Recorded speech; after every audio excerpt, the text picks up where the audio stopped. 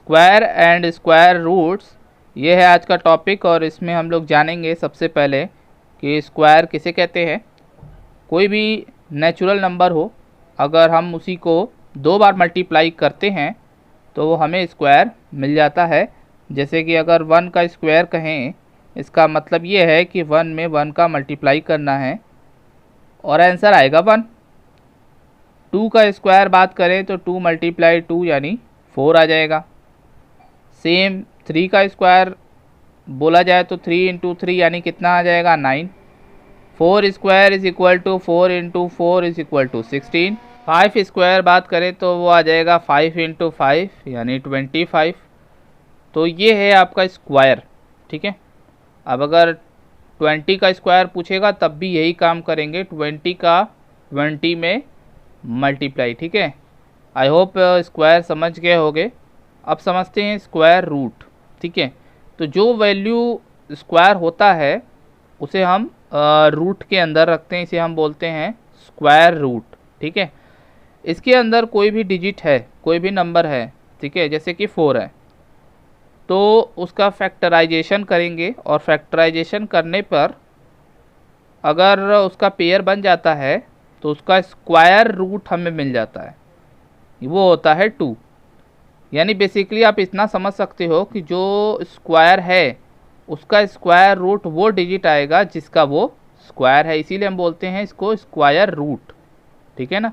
जब हम रूट में अगर वैल्यू रखते हैं जैसे 16 और हम जब इसका फैक्टराइजेशन करेंगे तो ये आ जाएगा 2 मल्टीप्लाई 2 मल्टीप्लाई 2 मल्टीप्लाई 2 और ये पेयर कर देंगे तो ये आ जाएगा बाहर 2 मल्टीप्लाई 2 यानी 4, ठीक है। तो यानी 16 का जो स्क्वायर रूट है वो 4 है।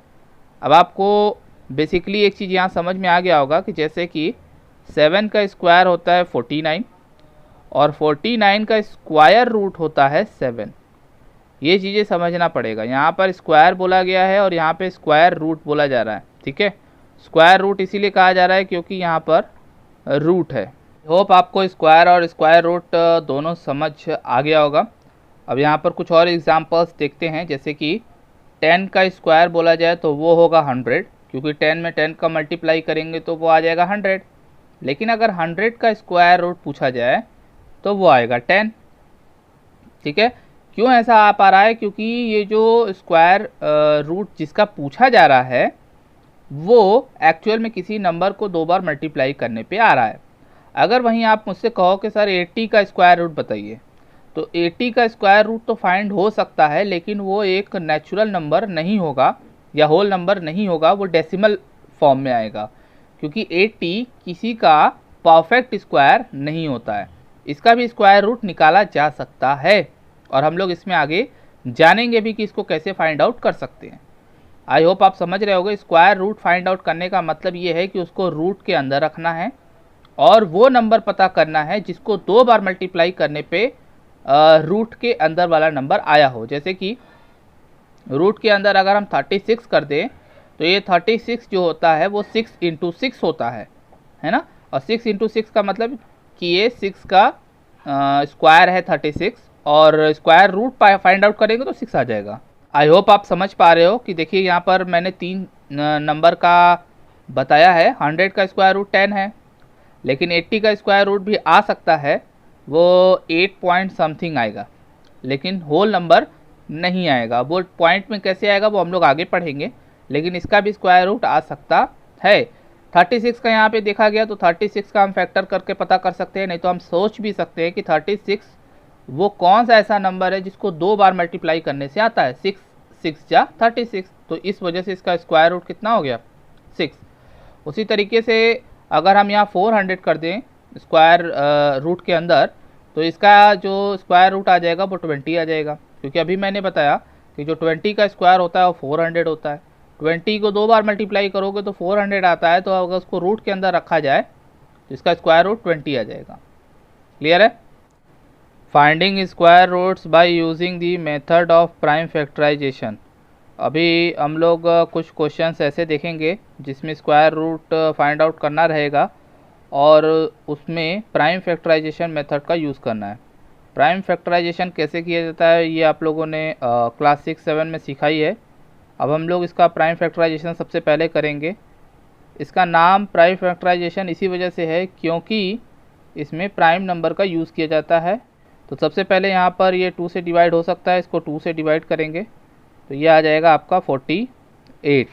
वापस से ये 2 से डिवाइड हो रहा है 1024, 512, 256, 128, 64, 32, 16, 8, 4, 2 और 1। तो ये आ गया इसका फैक्टराइजेशन। अब हमें इसका स्क्वायर रूट बोला गया है तो इसे हमें रूट में रखना पड़ेगा। जैसा कि मैंने आपको बताया कि स्क्वायर रूट जो होता है रूट में नंबर को रख कर उसका फैक्टराइजेशन करके पेयरिंग करके फिर बाहर आता है इसका जो भी रूट होगा। तो इसमें कितने फैक्टर आए इसमें काउंट कर लेंगे। तो ये सारे फैक्टर्स को लिख लिया गया। अब इसमें पेयरिंग कर लेते हैं। पेयर अगर बन जाएगा सबका तो ये परफेक्ट स्क्वायर हो जाएगा। तो सबका पेयर बन गया 1 2 3 4 5 6। तो 6 पेयर बना है तो इन 6 के 6 पेयर को यहाँ पर रूट से बाहर लिख लेंगे और फिर इसको मल्टीप्लाई कर देंगे तो यही आ जाएगा आपका स्क्वायर रूट। 2 2 जा 4, 2 जा 8, 2 जा 16, 2 जा 32, 2 जा 64। तो ये है स्क्वायर रूट 4096 का। सेकेंड है 11025। इसका भी फैक्टराइजेशन सबसे पहले कर लेते हैं। ये 5 से डिवाइड हो जाएगा, वापस 5 से डिवाइड होगा, 441 आ गया। ये जो है 5 से डिवाइड नहीं होगा तो इसमें हम देख सकते हैं कि ये 3 से डिवाइड हो सकता है। ये पहले ही 3 से डिवाइड हो सकता था लेकिन 5 से कर दिया, इसमें कोई दिक्कत नहीं है। अब 3 से हो रहा है, इसको 3 से कर देंगे। 3 1 जा 3, 3 4 जा 12 और 3 7 जा 21। इसमें भी देखेंगे तो वापस से 3 से डिवाइड हो जाएगा। 3 4 जा 12, 3 9 जा 27।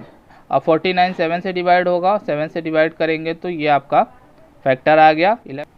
11025 का स्क्वायर रूट फाइंड आउट करना है तो सारे फैक्टर को इसको यहाँ पे लिख लेंगे और पेयरिंग करते हैं। तो ये देखिए 3 का भी बन गया, 5 का भी बन गया और 7 का भी बन गया। ये रूट से बाहर आ जाएगा और इसको मल्टीप्लाई कर देंगे। 5 3 जा 15, 7 जा 105। तो 105 वो नंबर है जिसका स्क्वायर 11025 होगा और 11025 का स्क्वायर रूट 105 होगा। आई होप ये प्राइम फैक्टराइजेशन मेथड समझ आ गया होगा कि किसी भी नंबर का स्क्वायर रूट कैसे फाइंड आउट करते हैं बाय प्राइम फैक्टराइजेशन मेथड। ये क्वेश्चंस आपको करने के लिए मैं दे रहा हूँ, इसको पॉज करके नोट कर लीजिए और बिल्कुल इसी मेथड से इसको सॉल्व करिएगा। इन सभी को करने का तरीका सिर्फ प्राइम फैक्टराइजेशन मेथड से है, ठीक है।